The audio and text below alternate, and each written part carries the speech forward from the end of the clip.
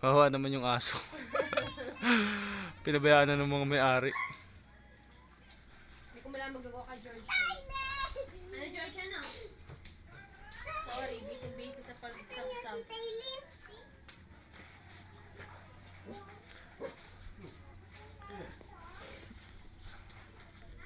Nakakal mo yan?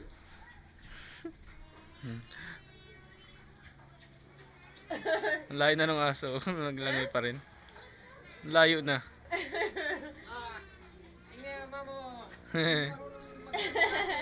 Ngani po? Tricycle! Taga saan po yung aso na yun? Sa kanila po yun? Ah. Hindi nila pinaglakad eh.